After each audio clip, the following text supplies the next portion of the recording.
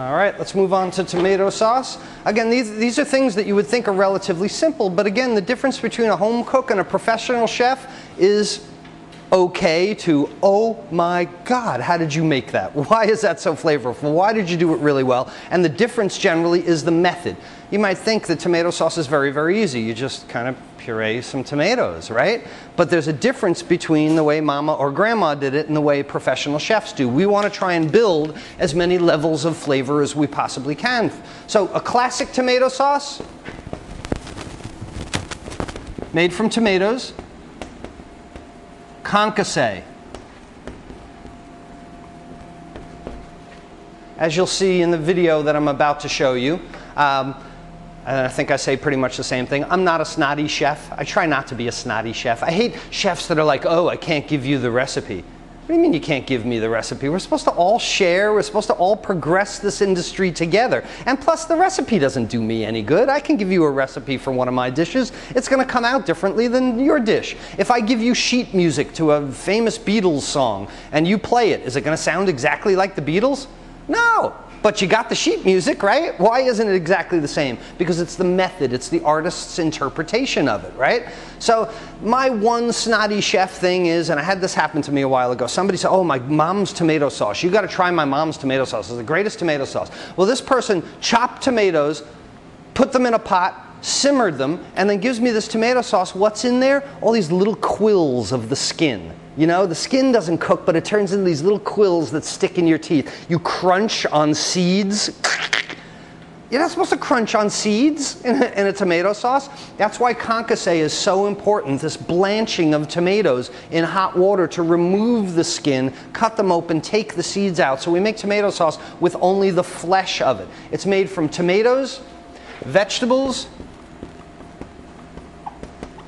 seasonings,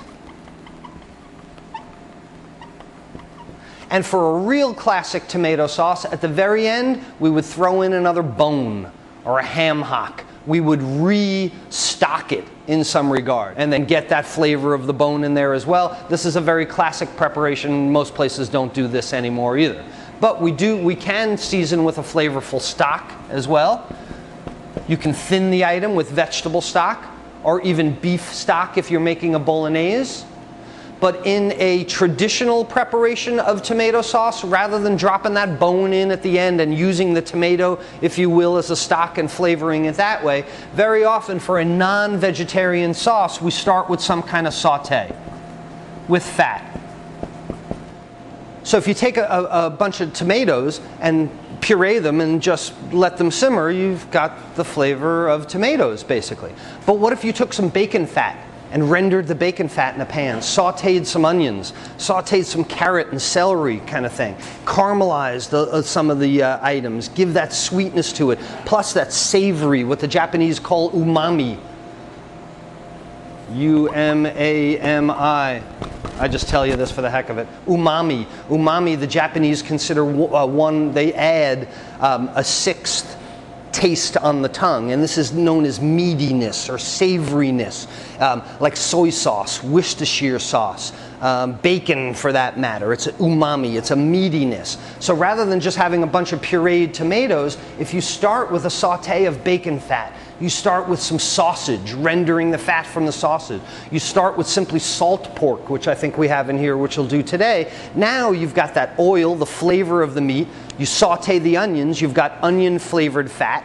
You put some carrots in there, now you have carrot flavored onion fat and fat flavored carrot onion. You put some celery in there, you got celery flavored onion, carrot, fat flavored onion, celery, carrot, carrot, fat, onion. You know, one at a time. You start to build one flavor on the other rather than just dumping a whole bunch of tomatoes in there. So imagine we do a saute with some fat, mirepoix.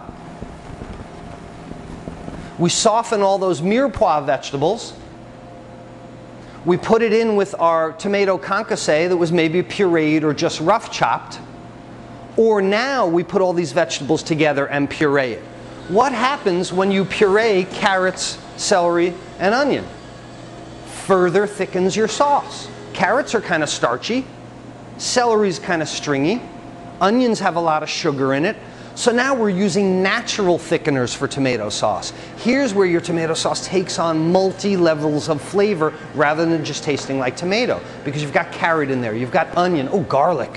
Why not put a bunch of garlic in there? How about roasting the garlic first in the oven? Something, making it kind of sweet and brown, then putting it in there and pureeing it. You see what I mean by levels of flavor? So you get these levels of flavor rather than just pureed tomatoes, and that's the point I'm trying to get across. Tomato sauce to a professional chef, the tomato is the canvas.